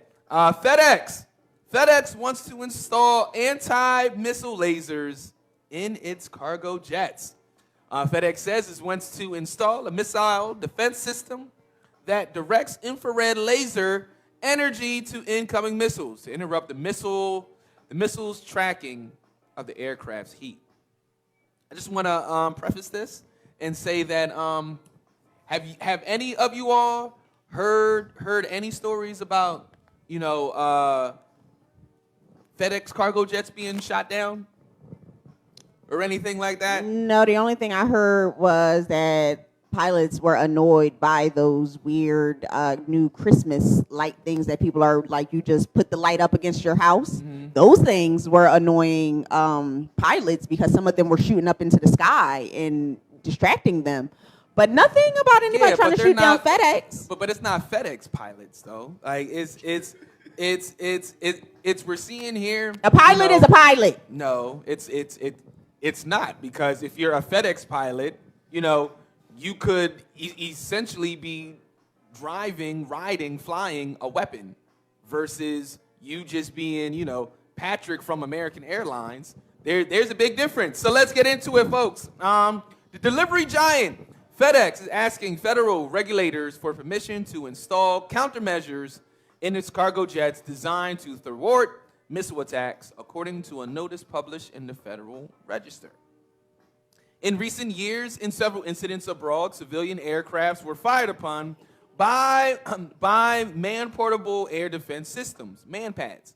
This has led several companies to design and adapt systems like a laser-based missile defense system for installation on civilian aircrafts to protect those aircrafts against heat-seeking missiles. FedEx adds that it wants to install a missile defense system that directs infrared laser energy toward an incoming missile. The company notes that infrared laser energy can pose a hazard to people on the aircraft, on the ground, or on other aircrafts, and it proposes a series of steps to mitigate that danger. The system would have to be approved by the Federal Aviation Administration. FedEx says it wants to install the system in the Airbus A321-200 airplane a model it does not fly as part of its fleet of more than 650 aircraft.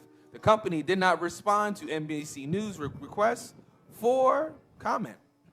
Anti-missile systems have been installed in U.S. commercial aircrafts as far back as 2008. The Israeli passenger carrier LL introduced a missile defense system in 2004. So, folks, I just think that this is, this is me just speculating here. This is a fun story here. This is me just speculating. You know, FedEx says we need missiles. We need infrared missile defense system. That is going to cost $2 billion.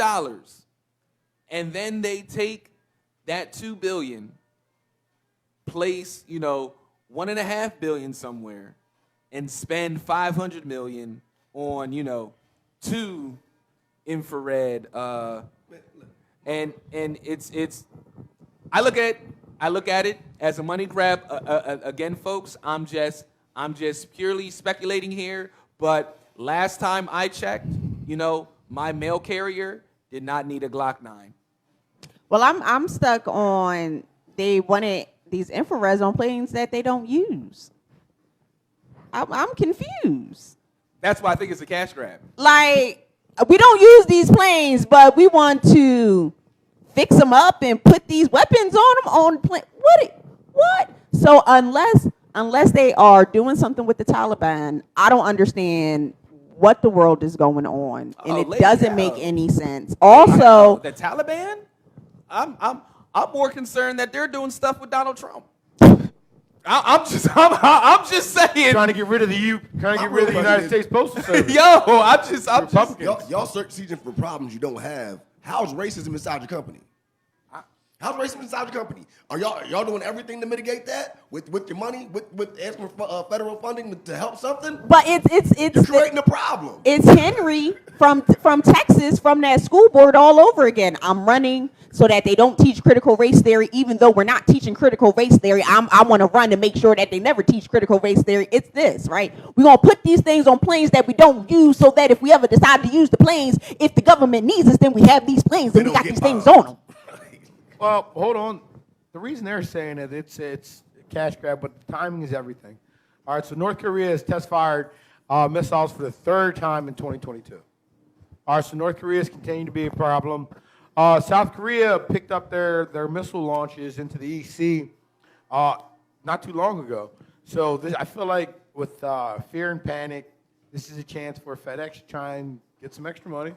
And they'll throw it on there, and it would be an asset. But we have enough people monitoring North Korea. We don't need to hire FedEx to. But like our military budget, our defense, our budget for the military, for the Department of Defense is big enough. But maybe that's it. They're going to save the Department of Defense billions of dollars by going through a third party like FedEx to randomly shoot some missiles. That doesn't make sense. You don't gotta pay hundreds of thousands of dollars to this trained fighter pilot. You ain't even gotta get that plane out. You can use our cargos. They're not even going to know that it has a missile on it. It's going to be great. Maybe you gotta think outside the box. I think by doing this though, like by saying they want it leads to the conversation open to have unmanned aircraft fly all the packages around in big cargo jets like that. Let's get to the comment section. Rebecca says, is North Korea targeting FedEx now? This sounds like a publicity stunt, or is this forward thinking for the apocalypse prep? Like I said, I think it's a cash grab.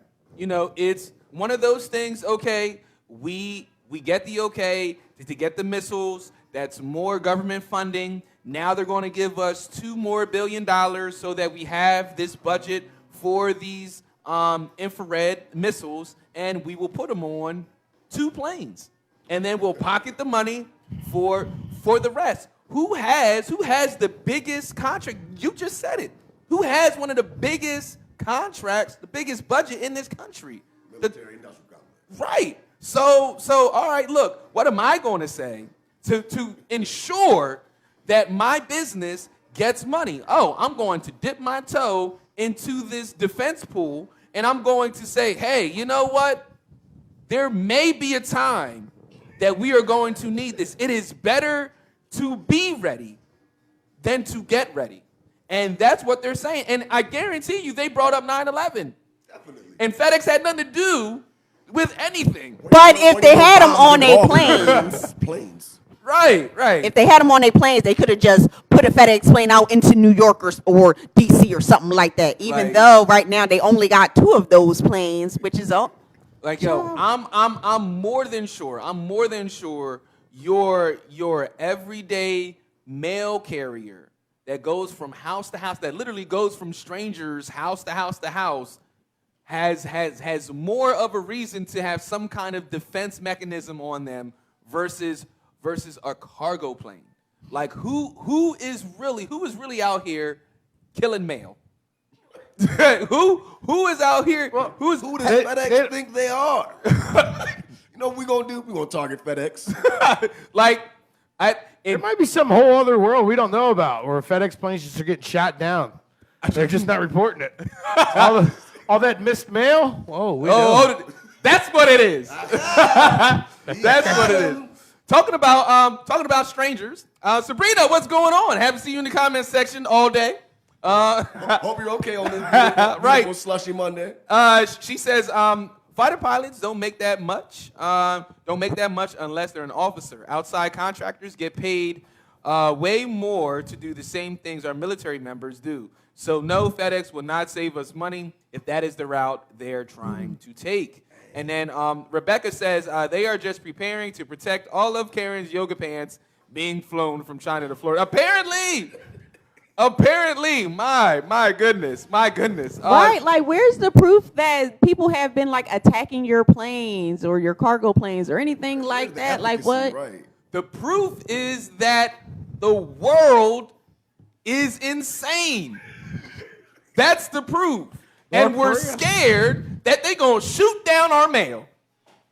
Oh my goodness. Oh, just like when you call to pay your bills and they ask you all kinds of verification questions. And it's like, well, if somebody wants to pay my bills, let them. Right. I got to figure it out. Why are you asking them 25 questions? Let them pay my bill and shut up. Listen, you know what it is? They ready to shoot down Jeff Bezos' drones. They need something to stop. Like they're getting ready because Jeff Bezos has the money to be able to pay other countries. You could pay other countries to stop other people's flights. He could strong arm the game if he wants. There could be no more FedEx. Is this them preparing for that? I don't know. I'm just throwing this out there, guys. We're not going to have a cargo war where it's like, you know what? Y'all not delivering packages in this side, dog. West side? It might be. We Amazon over here, cuz. FedEx. We back Amazon over here, cuz. Shutting down big companies. FedEx, big companies get shut down like that. Oh, man. Ed is funny. That's military experience at its finest right there. Yep. Folks, we're going to let Sarge bring in the last story for today. This one is it's a funny story, but it's also kind of sorry as well. If doing too much was a person, they would look like this person. Sarge. All right, so South Dakota Man is charged this week with storming the U.S. Capitol. Last year, he performed rap songs about the riot and videos posted on his YouTube page. A relative told the FBI that Billy Knutson was a rapper who sold his music online and the YouTube channel under the username Playboy the Beast. An FBI agent said in the court filing, Knutson, 36 of Mitchell, South Dakota, he said on social media that he was at the Capitol on January 6, 2021, and posted photos of himself outside the building, the relative said. One of the songs in Knutson's YouTube channel is called Patriots, Message to the World, and has more than 60,000 views. We've been fighting for y'all, and this is how you treat us. Calling us traitors and claim we not peaceful, he sang on the video, which included video clips of the riot. Messages posted on Knutson's YouTube channel under the username Playboy the Beast expressed support for the far-right Proud Boys. More than 36 people linked to the Proud Boys have been charged with riot-related offenses. A surveillance video showed Knutson enter the Capitol by climbing through a broken window near the door of the Senate wing, according to the agent. The video shows Knudsen talking to other people, including police officers, and apparently using a cell phone to record images inside the building. He exited through a set of doors after several minutes, the FBI said. A cell phone number that Knudsen used on the economic application submitted to the state of North Carolina matched the number for a cell phone that was near the Capitol on January 6, 2021, according to the FBI. A federal magistrate judge in Sioux Falls, South Dakota, ordered Knudsen released after his initial court appearance on Wednesday. Court records show prosecutors didn't seek his pretrial detention. Post on his YouTube channel said he moved from North Carolina to South Dakota last year. The charges against Knudsen in a criminal complaint include disorderly conduct in the Capitol building and entering and remaining in a restricted building or grounds. A federal public defender who represented Knudsen at the hearing said he referred a request for comment to his supervisor. So, once again, more than 700 people have been charged with the federal crimes related to the January 6th riot. Knudsen isn't the only riot defendant to record a rap song about it. A Florida man, Felipe Marquez, posted a YouTube video in which he rapped about his riot experience to the tune of Shaggy, "It Wasn't Me," with the lyrics that included, "We even fist bumped police and we were taking selfies." Last month, the judge sentenced Marquez to 3 months of home confinement. Oh, man. Antoine Broadnex, a Virginia man who raps under the name Bugsy the Don, pled guilty to riot-related charges in October and is scheduled to be sentenced on the 27th of January. A photograph of him sitting on the hood of a police truck during the riot was on the cover of his rap album called The Capitol. There you have it. You see some people go to jail, some people don't, depending on where you live, depending on how that judge is going to treat you. Right. All right, because in North Carolina, he would have stood no chance. Move to South Dakota. Move to South Dakota. Oh man, and see this relates a lot to the Utah story when we talk about the audacity of some people, you know, the privilege that they feel, like to rap a song, you know, to make a video and then share it on your social medias, of you basically bragging, you know, about being at the Capitol, to think or hope, I don't know, that there will be no repercussion from this, really shows like this is kind of scary because it shows how dumb people are. Not just people, but you know, the MAGAs and the racists and the supremacists. You know what I mean? Like, it shows to me, it shows how much they believe in their privilege. That's what it shows to me. It shows exactly how much they believe. Like, no matter what I do, it's not gonna be that bad for me. It's not gonna be that bad. The one lady said that. I could be black. Yo, yeah. The one lady said that she's not going to jail. She straight up said, "I'm a white woman with blonde hair. I'm not going to jail." Now imagine that thought in that little tweet. She applies that to everything in her life. You can't say that to me. I'm a white woman with blonde hair. You can't do that to me. I will call the police and claim threatened. I'm a white woman with blonde hair. You can't do that. You can't say that. You can't stand right there. I'm a white woman with blonde hair.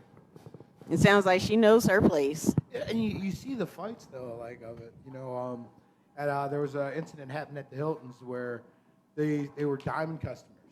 They were supposed to be helped first as diamond VIP customers, but because they were black, as they were being helped, a lady that was that's not a diamond customer snapped and was like, "You don't need to help. You need to be helping me because I'm a white woman." Yeah. You know, how many times have you been in? I mean, let's talk about us three. You know, and we weren't even in a super fancy place. We were at the Exchange, and people thought that we didn't belong there. What do you guys? Like, and it's like, are you kidding me? This is downtown Lancaster, next to the Marriott. Are we pretending that this is super exclusive? Are you kidding me here? This is next to Tellus. And y'all making it out to seem like it's some super exclusive pyramid club and everything like that. Like, but these these are those attitudes. You don't belong here. You don't belong here. And I'm just not coming at white people because we had a whole black waiter that was like, I don't think y'all supposed to be here. Like, yeah, before I came over, I'm gonna be real with y'all. I didn't think y'all was supposed to be Yo, here. right, like, we're invited guests. Right. Ain't everything free up here anyway? Make it make sense. Yo, I had to think about that. Like, everything's free up here. Why y'all mad black people get Make it make sense. Make it make sense. But back to the story. Just the arrogance to record it, or the stupidity to record it, make a song, and then I guarantee you they were very surprised when those cop cars pulled up. How'd they get me? What'd I do? Made a rap song and used footage I was talking inside the building. I was talking to the cops. I said it wasn't me. My God. Lady L. Listen, we've heard stranger stories. I mean, they've been at work talking about this. They're apparently making rap videos. I wouldn't be surprised if there's some TikTokers going around with some TikToks about how they were acting the fool. We just haven't seen them yet. Don't forget, there was over 2,000 people that were out there that day. And to only have about 700, they still have a long way to go. So I am grateful that these white supremacists, these extreme terrorists, these, what's the other word that they use for Domestic them? terrorists. Yeah, there you go.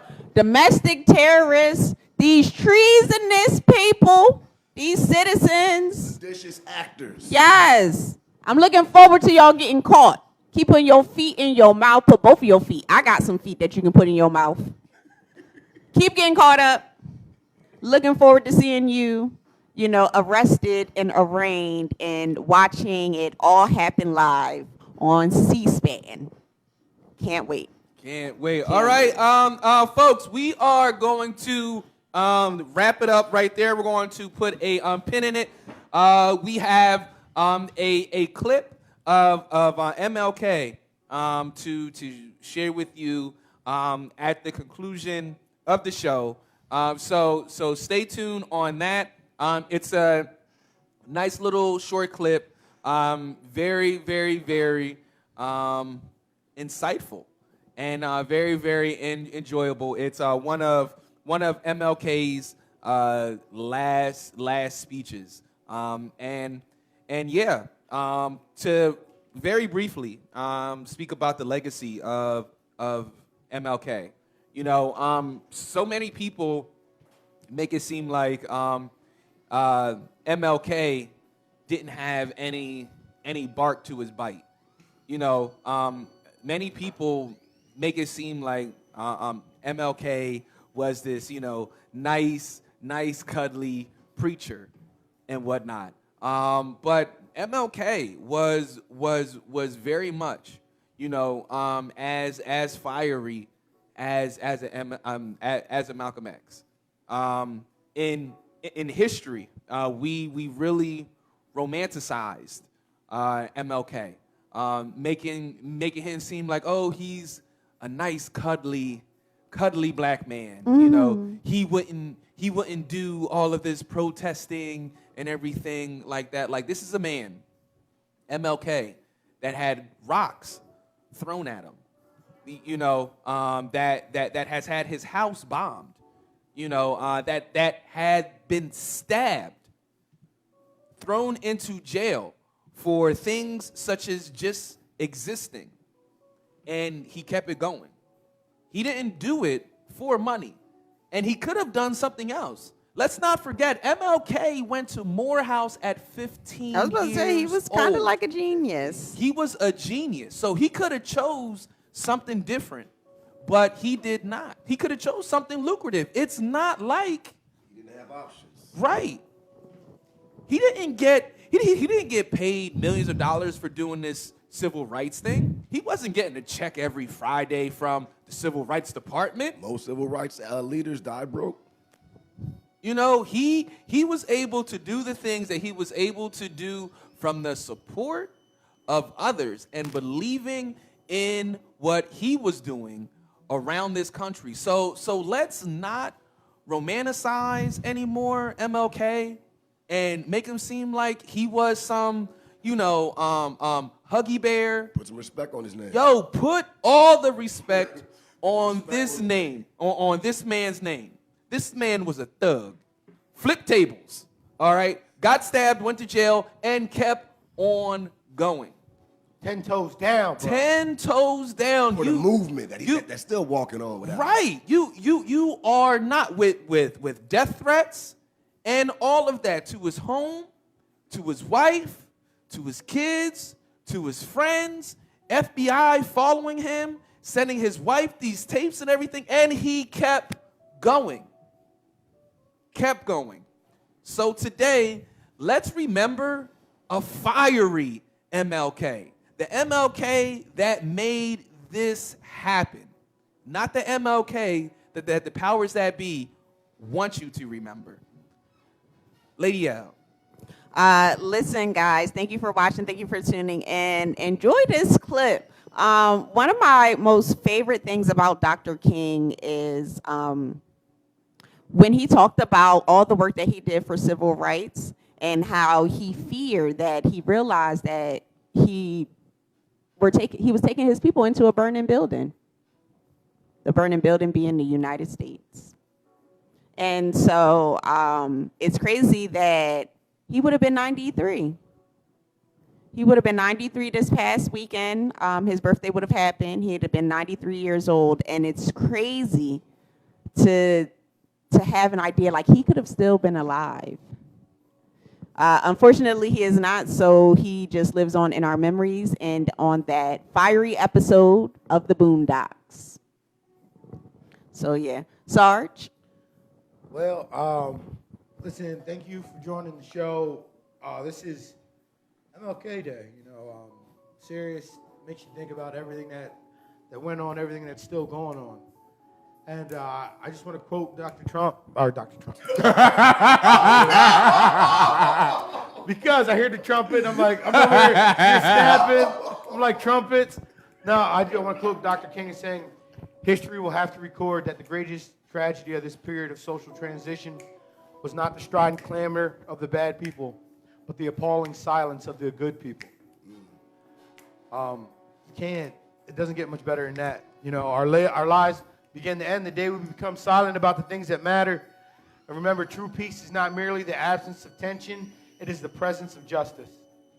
Have a good day, y'all. Happy MLK Day. Yes, and enjoy this clip. We'll see you tomorrow, 8 a.m.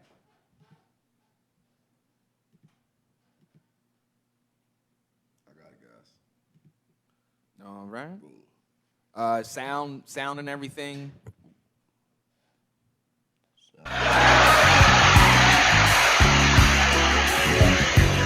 If I lived in China or even Russia or any totalitarian country, maybe I could understand some of these illegal injunctions.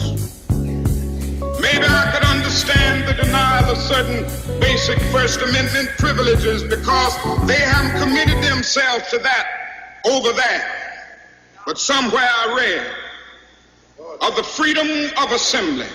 Somewhere I read of the freedom of speech. Somewhere I read of the freedom of press. Somewhere I read that the greatness of America is the right to protest far right.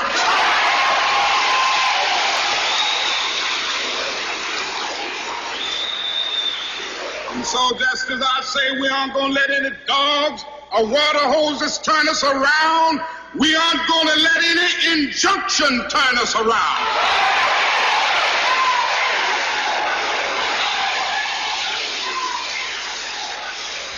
Well, I don't know what will happen now. We've got some difficult days ahead. But it really doesn't matter with me now because I've been to the mountaintop. I don't mind. Like anybody, I would like to live a long life. Longevity has its place. But I'm not concerned about that now. I just want to do God's will. And he's allowed me to go up to the mountain. And I've looked over and I've seen the promised land. I may not get there with you, but I want you to know tonight that we as a people will get to the promised land.